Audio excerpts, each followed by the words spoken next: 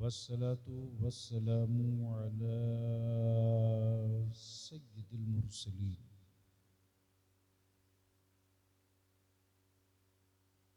व अला आलिहि व सहबिहि व अहली बैतिहि व औलियाई तरीक़तिहि अजमाईन। अम्मा बाद फ़अऊज़ु बिल्लाहि मिनश शैतानिर रजीम बिस्मिल्लाहिर रहमानिर रहीम।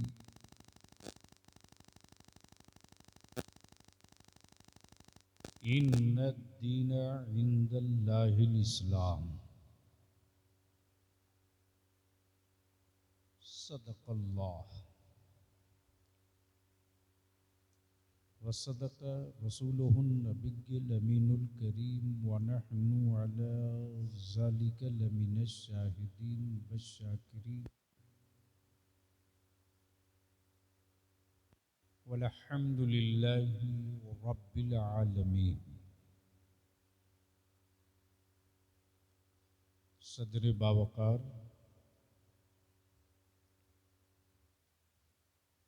मुअज़्ज़ज़ उलमाए किराम, मोहतरम शोराए इस्लाम, दूर व नज़दीक करीबो पास से चलकर तशरीफ़ लाए बिरादरान इस्लाम,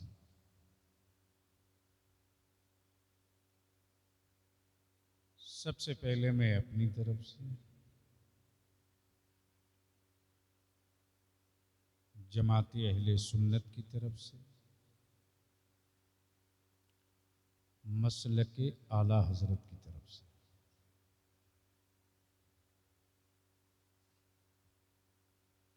आज के इजलास के नौजवानों का और पूरी आबादी और सारी कमेटी के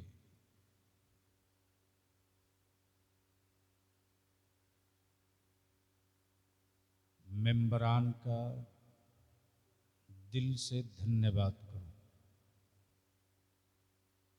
कौन सा गांव है? चांदपुर।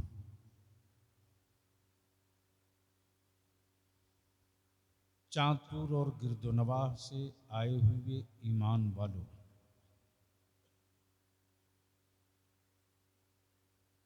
बलियावी की तकरीर कुछ कड़वी भी होगी, कुछ मीठी भी होगी।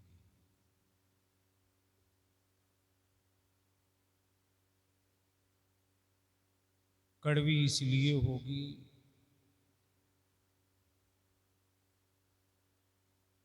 कि पी लोगे आप तो इसका फ़ायदा आपकी आने वाली औलादों को होगी।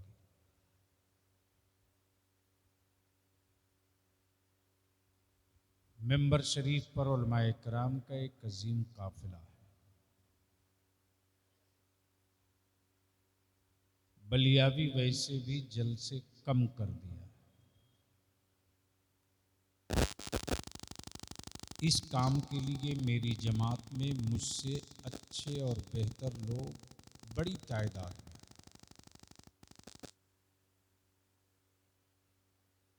लेकिन मौलाना नूर आलम की जिद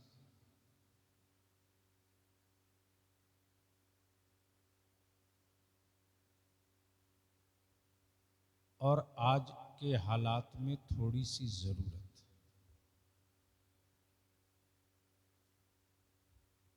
इसलिए कुछ कड़वी दवा ऊपर भी जा सकती है, कुछ कड़वी दवा नीचे भी जाएगी।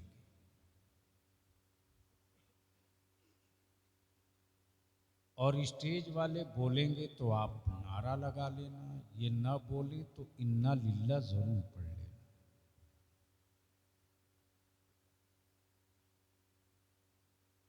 मुझसे पहले आपने मद्दाहे खैरुल अनाम जनाब अख्तर परवाज़ नईमी से बड़ी खूबसूरत मनक़बत समात की, मेरे मखदूम की। किसकी?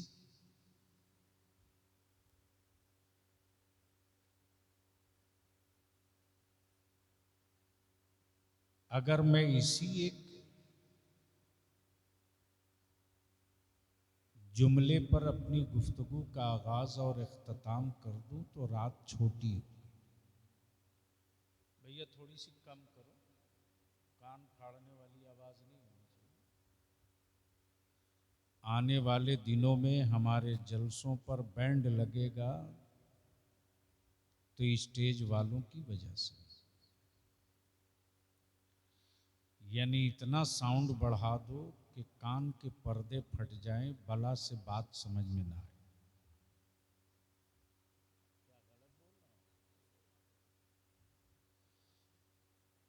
नाज़िम इजलास फाजिल गिरामी हज़रत मौलाना क्या नाम है,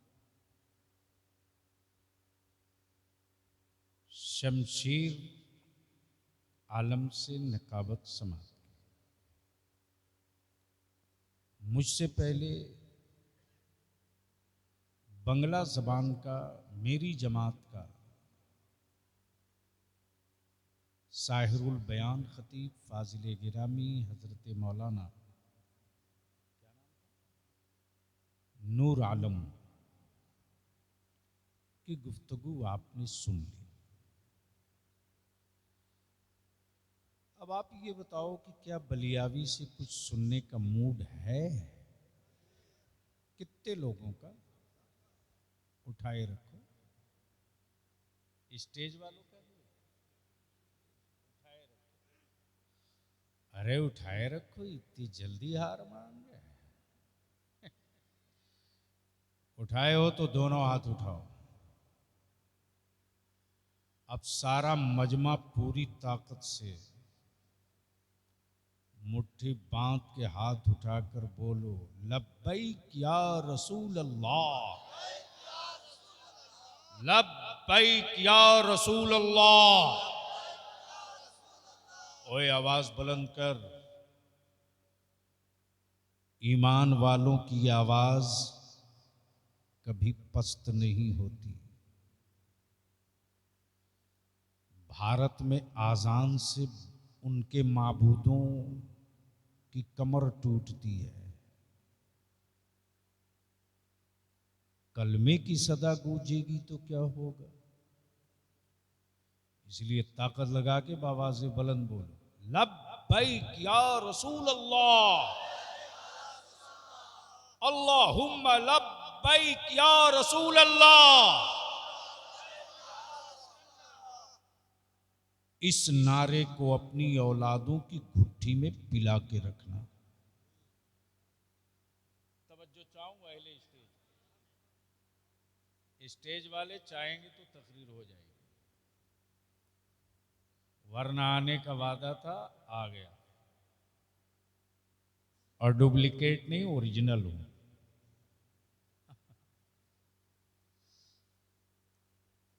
जी लगाकर नबी और आली नबी की बारगाह में दुरूद पाक का तोहफा पेश कीजिए। अल्लाहुम्मा सल्ली अला।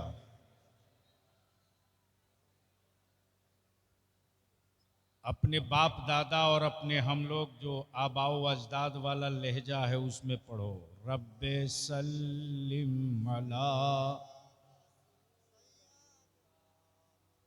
बा मरहबा। अरे बवाज़े बुलंद पढ़ो, रब्बे सल्लिम अला मरहबा मरहबा।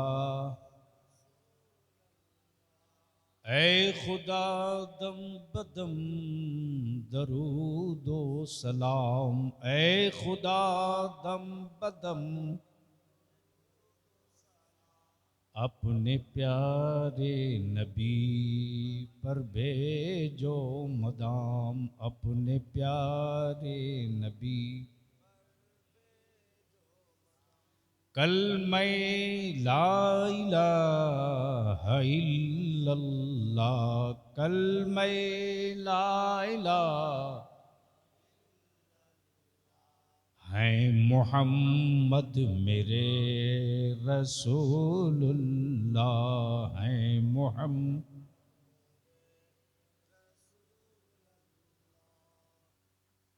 अब इस वक्त आंखें खोल बलियावी की तकरीर का कुछ हिस्सा देख भी लो, कुछ सुन भी लो। पूरी दुनिया में, तवज्जो चाहो स्टेज वालों, पूरी दुनिया में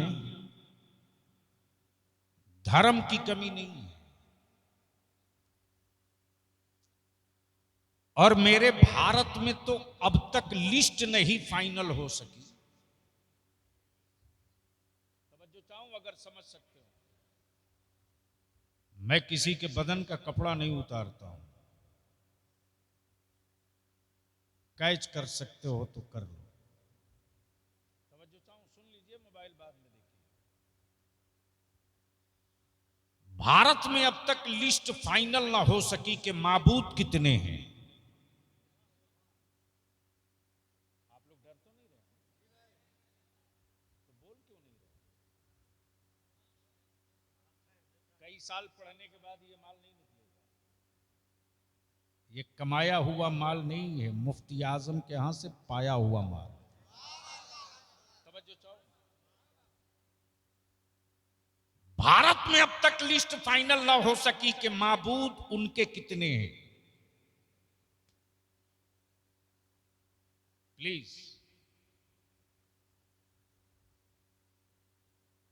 और माथा कहां कहां टेकना है।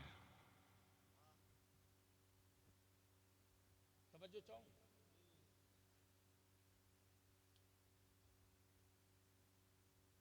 तो जिनके अपने माबूदों की संख्या नहीं पता,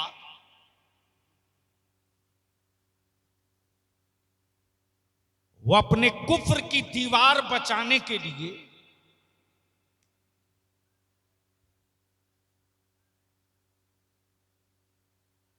प्लीज आप लोग मत जाओ, अरे बैठो ना।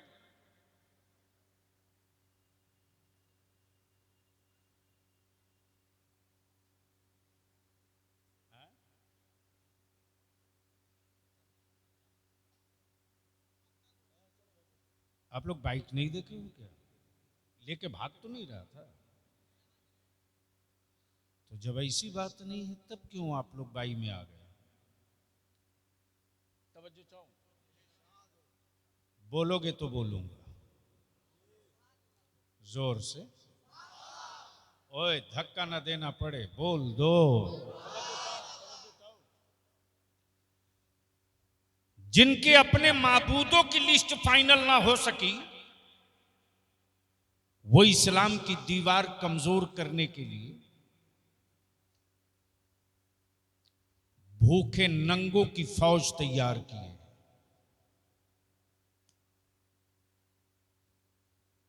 इसलिए कि उन्हें पता है कि उनकी कुफ्र की हवेली की दीवार बहुत कच्ची है। इस्लाम की अताओं का बादल अगर बरस गया, तवज्जो चाहो सुन लो, आज बोझ बैठे हो स्टेज पर तो कोई दिक्कत नहीं, समझदार हो, इशारे की जबान समझते हो तो सुन लो। आज मैं क्या कह रहा था?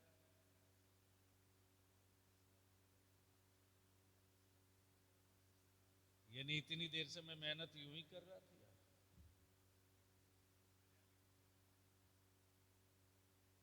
कुफ्र की दीवार इतनी कच्ची है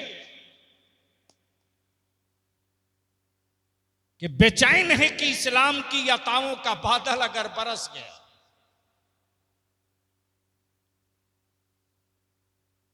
मोइनुद्दीन की चौखट से फिर कोई निकल गया। तवज्जो चाहो,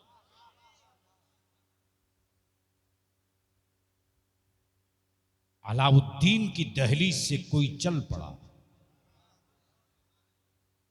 मखदूम सिमना की चौखट से कोई आवाज निकल पड़ी। शहर बरेली से फिर कोई रजा बोल पड़ा। तवज्जो चाहो, तवज्जो चाहो, तो मालूम है कि कुफ्र की कच्ची दीवार बहुत देर टिकेगी नहीं।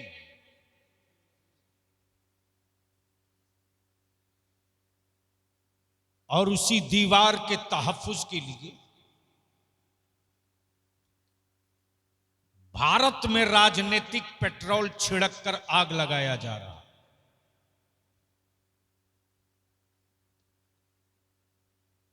लेकिन उन्हें पता नहीं है, प्लीज बैठ जाओ, हम भूल जाएंगे,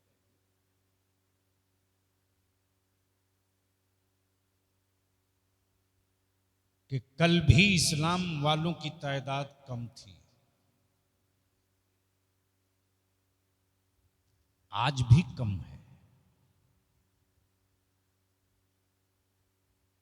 इसलिए कि कोयला हर जगह मिलता है, सोना हर जगह नहीं मिलता। तवज्जो चाहूं, तवज्जो चाहूं, तवज्जो चाहूं। कचड़ा हर चौराहे पर मिलता है, हीरा हर नुक्कड़ पे नहीं मिलता। बोलोगे तो बोलूंगा, धक्का ना देना पड़े, बोलोगे तो बोलूंगा। अब कुफ्र उसी उधेड़ बूंद में, कुफ्र की हवेली बचेगी कैसे?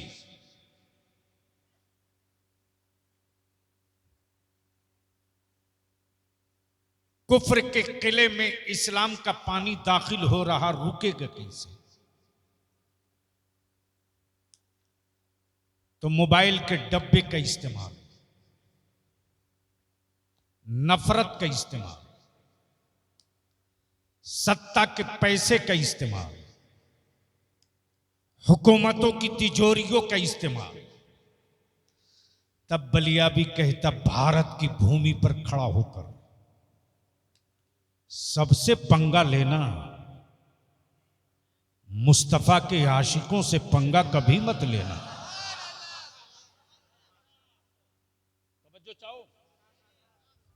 तवज्जो चाहूं। जमीनें बाजुओं से बचती है,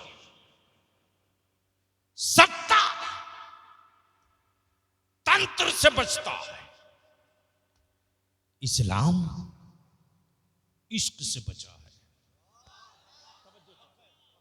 तवज्जो चाहूं। स्टेज वाले चाहें तो आज तकरीर करा दे, वरना यूं ही से यूं टर्न ले लूंगा। बोलेंगे ये तो आप बोल लेना, और समझ में आवे तब बोलेंगे। वैसे मैं समझता हूं कि बहुत सारी गुफ्तगू का हिस्सा ऊपर ही से गुजर जाएगा। इशारे की जबान ज्यादा बोलता हूं, बोल लो। तवज्जो चाहूं, अहले स्टेज की तवज्जो चाहूं। क्या कह रहा था मैं?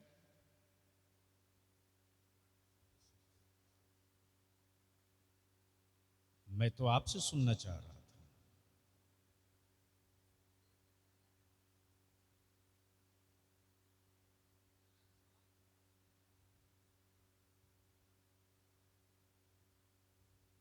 मैं अपना बहुत कुछ बर्दाश्त कर सकता हूं, 1 मिनट बर्बाद हो ये बर्दाश्त नहीं कर सकता। तवज्जो चाहो।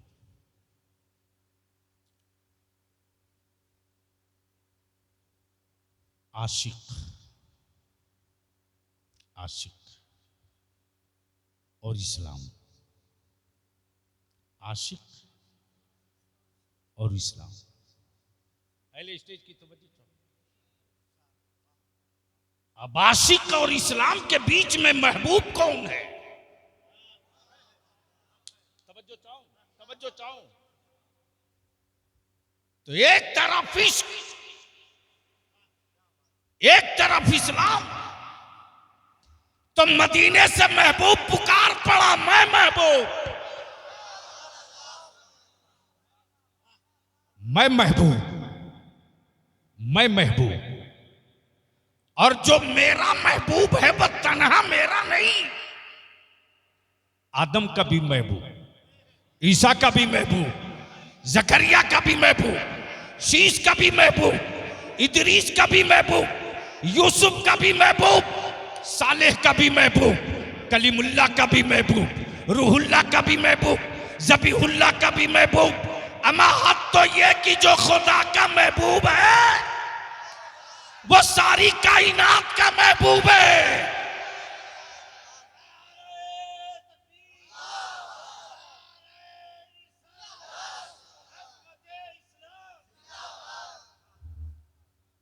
अब उलमा की तवज्जो चाहूं ये खास नुक्ते की तरफ, मुलाहिजा फरमाएं। दिल लगा दे तो गुफ्तगू का एक नया पहलू आ गया ज़हन में। हसीन होना और है, तवज्जो चाहूं, हसीन होना और है, महबूब होना, तवज्जो चाहूं, हसीन होना और महबूब होना और। यूसुफ हसीन जरूर थे, महबूब नहीं थे, लेकिन हलीमा के झूले में पड़े हैं मेरे मुस्तफा तो हसीन भी है, महबूब है। वाह वाह वाह, नारे तकबीर, नारे रिसालत, शान वाले हमारे नबी, शान वाले, शान वाले, आमिना का लाल, चमन चमन कली कली। महबूब, हसीन होना और महबूब होना। अब दिल लगाओ, बलिया भी पूरे चैलेंज के साथ कहता पूरी दुनिया के हसीन और हुक्मरानों को, तवज्जो चाहो, अमा कोई एक हुक्मरान दिखा दो, चाहे सऊदिया यूनाइटेड अरब का हो या अमेरिका का हो या नाटो का हो या भारत का हो या बांग्लादेश का हो या नाइजीरिया का हो या थाईलैंड और हॉलैंड का हो, कोई एक हसीन दिखा दो, कोई एक हसीन दिखा दो, कोई एक हसीन दिखा दो जिसके हुस्न पर फिदा होकर किसी ने बाजू दे दिया हो, किसी ने सर दे दिया हो, किसी ने दल दे दिया हो, किसी ने आल दे दिया हो, तो आसमान पुकार कर कहेगा चुप कर, रब ने एक ही हसीन बनाया कि उस हसीन को एक बार देख लेने के बाद अरब के जवानों ने बद्र में अपनी गर्दनें दे दी, ओहद में बाजू दे दिया, करबला में खैनदान दे दिया, लेकिन महबूब की इज्जत नहीं दिया। नारे तकबीर, नारे रिसालत, फैज़ाने शुहदाए करबला। अब ज़हन को थोड़ा सा करीब कर लो, क्या कुछ भूल तो नहीं है और कंफ्यूजन होने लगता है,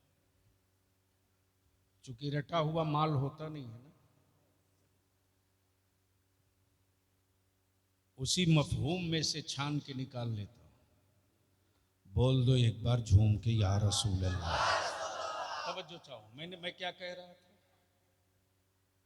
हसीन होना और है, महबूब होना और है।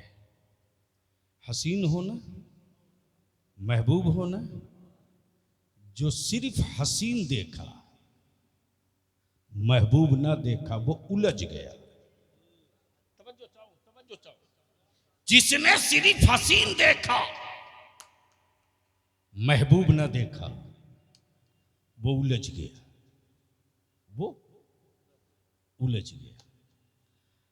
और जिसने महबूब भी देखा हसीन भी देखा, कब बोलोगे यार, जोर से जोर से।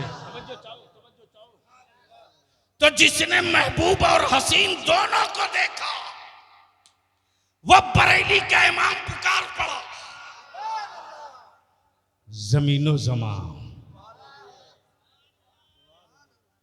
अगर स्टेज के लोगों को याद है तो साथ में बोल दो, जमीनो जमान बने दो जहां, हम आए यहां, उठे भी वहां, दहन में जबां, बदन में है जान। अब कोई एक ऐसा हसीन बता जिसके लिए सब हो, जिसके लिए सब हो। तो पूरी दुनिया के हंसी कहेंगे बस करो। क्या कहेंगे? बस करो। अम्मा, जिसके तलवे के हुस्न में,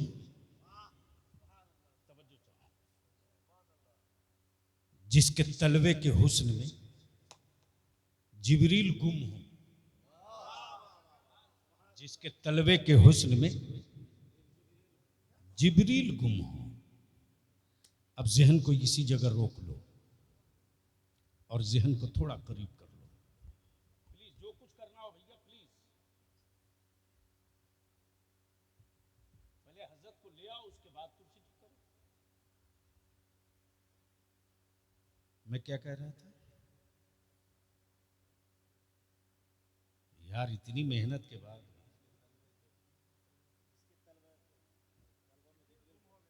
गुम हो गए। आए हाय, क्या बात है। हसीन भी, महबूब भी, हसीन भी, महबूब भी। तब बलिया भी कहता इस्लाम फौजियों का मजहब नहीं है, इस्लाम आर्मी का धर्म नहीं है, इस्लाम दौलत वाला मजहब नहीं है, इस्लाम पावर वाला मजहब है। जोर से, जोर से, जोर। अब आप कहोगे बलिया भी पावर दिखता नहीं है। पावर, हम पावर दिखता नहीं तो तेरी आबादियों में पूरे भारत में यह आजान होती कहां से?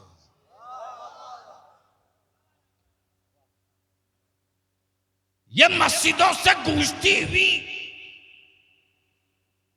अल्लाह की किबरियाई और मुस्तफा की नबूवत की सदाएं और रिसालत की गूंज, ये सीना ठोक कर कह रही है, देख। अब जरा आंखें खोल और थोड़ी देर के लिए मेरी तरफ देख। ये भारत का नक्शा है। इसी नक्शे में ये मंदिर है, ये गिरजा है, ये गुरुद्वारा है, ये कलीसा है, और सबके लास्ट में एक छोटी सी मस्जिद है।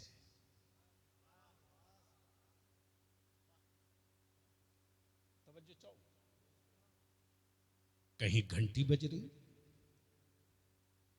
कहीं आग जल रही, कहीं वाहे गुरु हो रहा, कहीं सलीब लटका, कहीं मोमबत्ती जल रही, और कहीं मीनारों से अल्लाहु अकबर की सदा गूंज रही।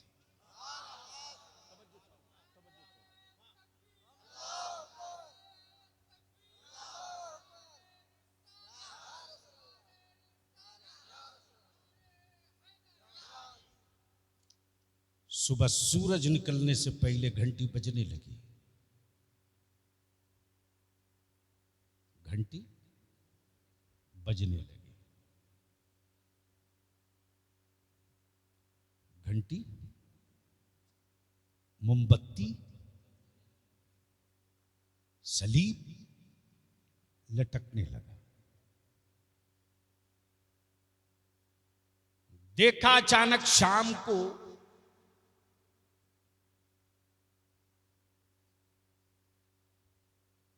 मगरिब की अजान हुई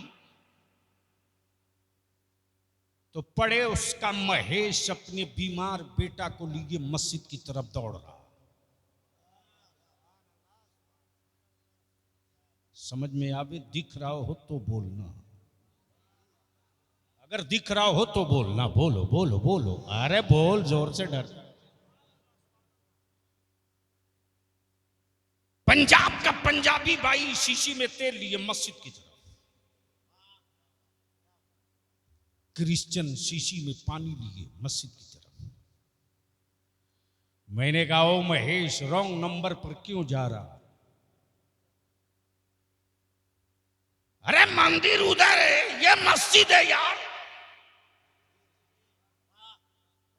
बोला बलिया भी मस्जिद ही समझ के जा रहा हूं। मैंने कहा घर कब बदल लिया? ये नहीं समझ में आया। आ गया तो डरे हुए नहीं होते तो बोल दिए होते।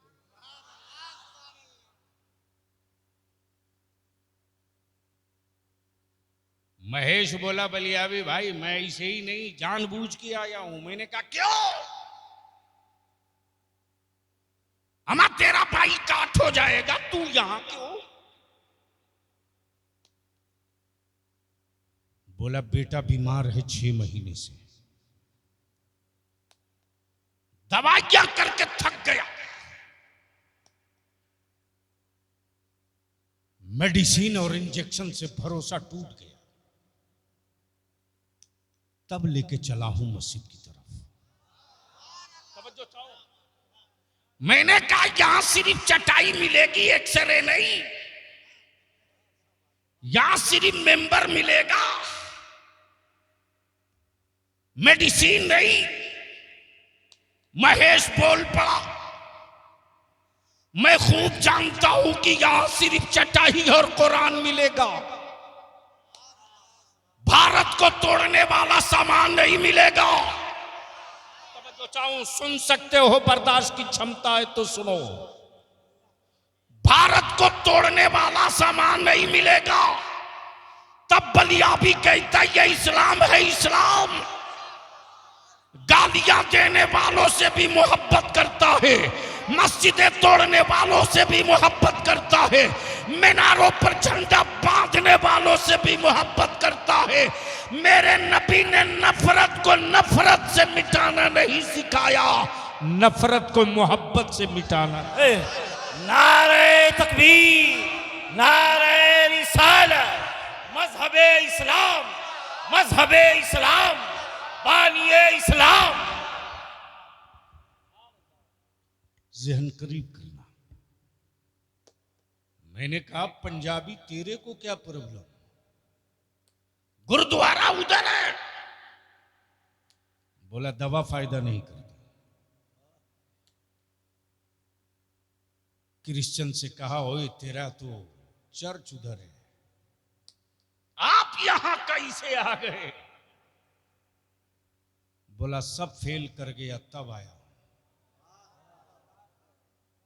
जहन को यही रोक ले। मस्जिद में जितने गए हैं सब अल्लामा नहीं है, सब मुफ्ती नहीं है, सब पीर नहीं है, सब मुफस्सिर नहीं है। गांव में चास करने वाला गरीब गया है, ठेले पर सब्जी बेचने वाला मजदूर गया है, कांधे पर बोझ उठाने वाला किसान गया है, और बाहर खड़ा होकर इंतजार महेश और सुरेश कर रहा। निकलने वालों देख, मेरी गोद में मेरा बेटा बीमार है, तेरी एक फूंक के लिए मैं बहुत देर से मस्जिद के दरवाजे खड़ा हूं। तब बलिया भी कहता ईमान वालों, जब तू रब का सजदा करके मस्जिद से निकले तो तेरी फूंक का इंतजार तेरे बगल का पड़ोसी इस्लाम का ना मानने वाला करे। जिस दिन तू मस्जिदों से झुक दर झुक निकलेगा, कुफ्र के हर मोहल्ले में तेरा इंतजार होगा, हर घर पे इंतजार होगा, हर चौराहे पर इंतजार होगा। इसलिए कि इस्लाम कोई कच्ची दीवार का मजहब नहीं है, अहले बैत की बनाई हुई दीवार का। नारे तकबीर, नारे रिसालत, इस्लाम, इस्लाम, बानिए इस्लाम, फैजाने शहदाए करबला। आज कान खोल के सुन, मैं जानता हूं मेरे मरने के बाद शायद चीखने वाला निकले।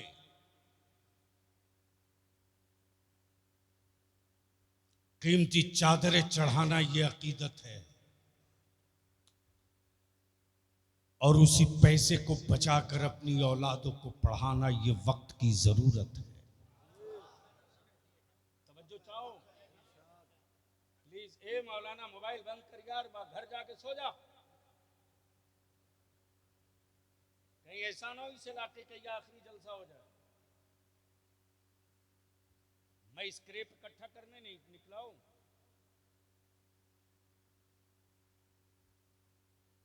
इस वक्त बारूद पर भारत में मेरी नस्लों को खड़ा किया गया है। एक वो है, एक वो है जो देश के बहुसंख्यक समुदाय को धोखा दे रहा है, और एक वो है जो सेकुलरिज्म के नाम पर मुसलमानों को धोखा दे रहा है। बलियाबी की बातें किसी पार्टी पौवा के नेता को बुरा लगती लगा करे,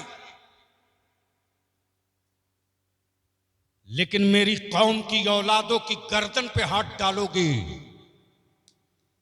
तो तेरे सत्ता का सीना तोड़ने में बलियाबी को वक्त नहीं लगेगा। जिसे देखो वही इस्लाम को आंखें दिखा रहा है। जो बीवी का बोझ न उठा सका वो इस्लाम को आंखें दिखा रहा है। ये तो समझ ही गए हो।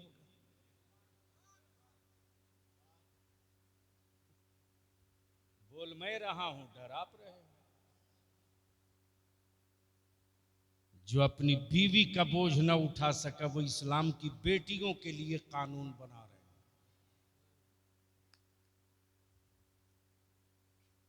और बलियाबी कहता तुमको जिसे वोट देना दे लेना, लेकिन अपनी नस्लों को कभी भी खौफ और डर में रखकर गीदड़ की मौत मरने के लिए मजबूर मत करना।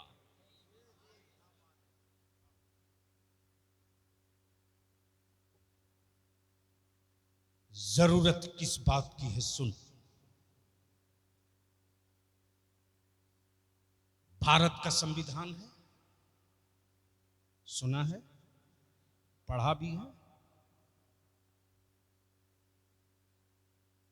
तो जब पढ़े नहीं हो तो मरो, चिल्लाते क्यों?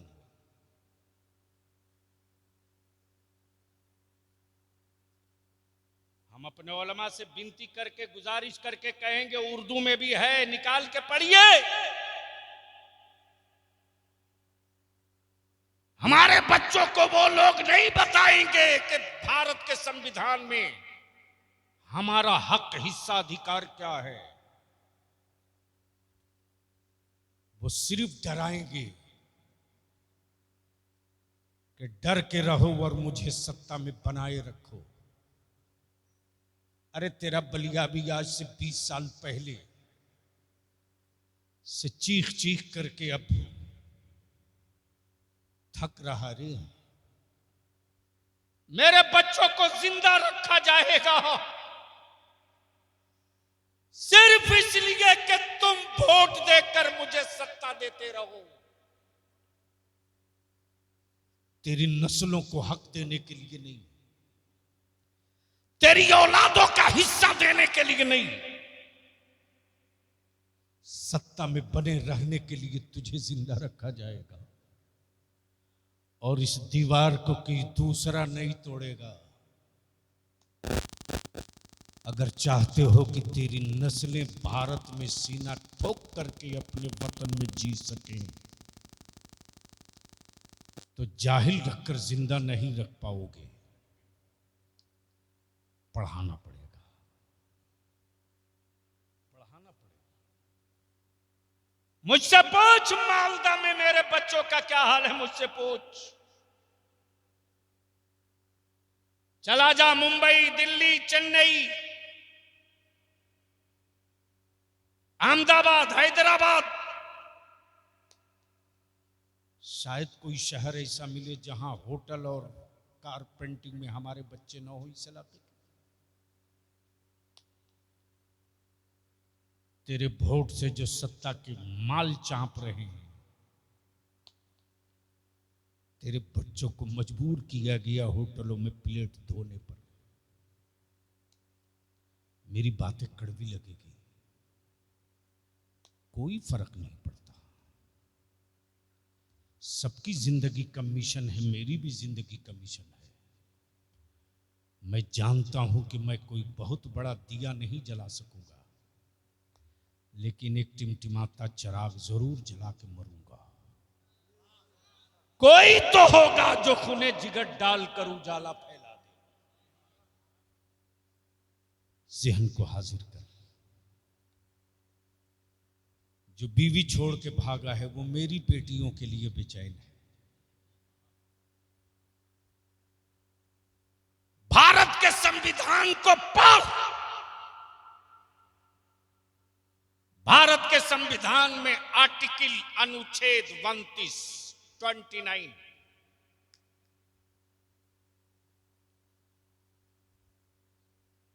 में हमें आजादी,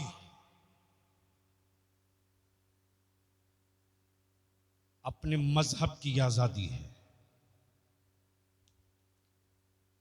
शादी ब्याह निकाह तलाक मरना दफन होना मस्जिद बनाना आजादी है। क्या प्रोपगंडा किया गया साहब। माफ करना, 3 तलाक को 1 तलाक बनाने वाले हरामखोरों के पीछे कुछ टोपी दाढ़ी वाले भी बड़े हरामखोर लगे थे। उस वक्त तेरे बलियावी ने खम ठोक के कहा था,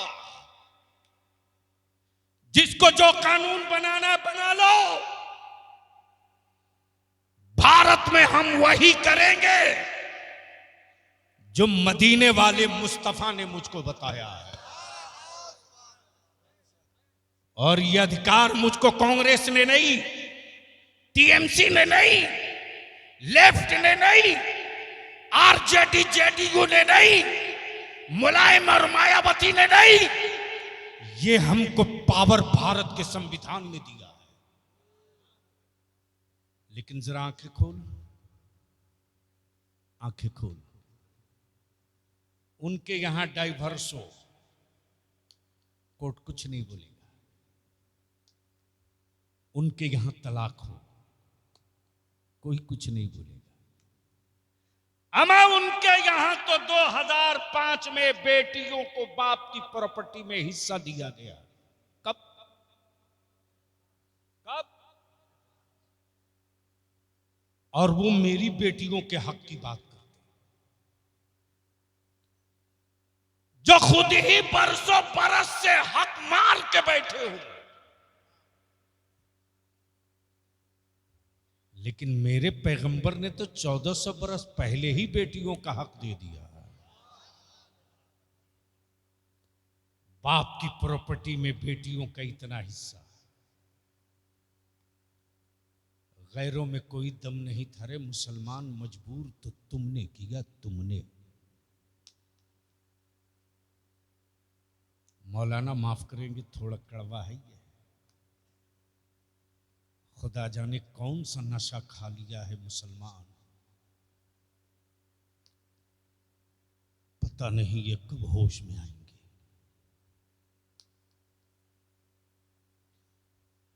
टूटती हुई मस्जिदों के मीनारे मुझको जगाए, हम सोए रहे।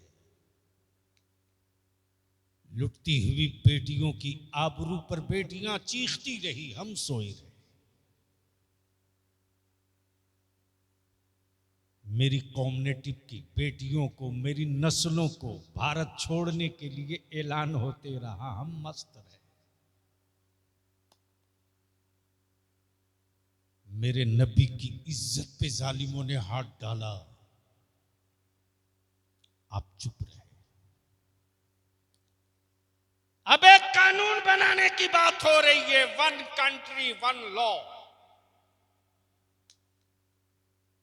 एक भारत एक कानून, एक इंडिया एक कानून। और भारत के बहुसंख्यक कम्युनिटी को यह मैसेज दिया जाता, कि मुसलमान 4-4 बीवी रखता है इसलिए आबादी बढ़ गई। इस जमाने में एक को पालना कितना मुश्किल है। तब तेरे बलियावी ने कहा था, मां ने दूध पिलाई तो जरा गिनती करके बताओ। भारत में कितना घर ऐसा है जहां एक मुसलमान 4 बीवी रखा हो, बताओ।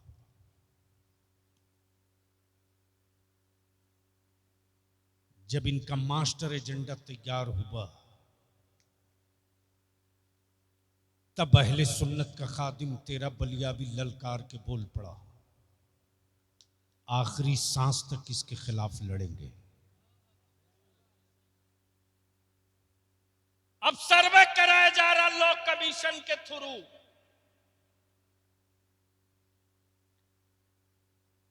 कि कितने लोग चाहते हैं कि 1 कंट्री 1 कानून बने। तब बलियावी कहता, सुन, भारत में गोवा है। कौन सी जगह? नाम सुने हो? सुनो,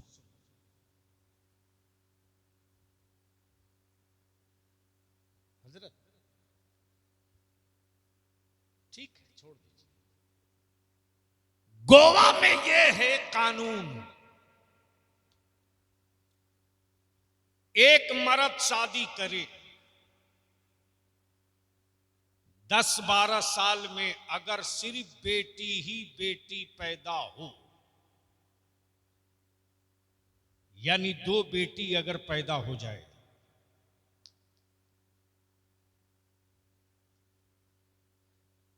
ठीक है, छोड़ दो प्लीज, वही रहने दो बाबू, बहुत अहम बात कर रहा हूं मैं, छोड़ दो।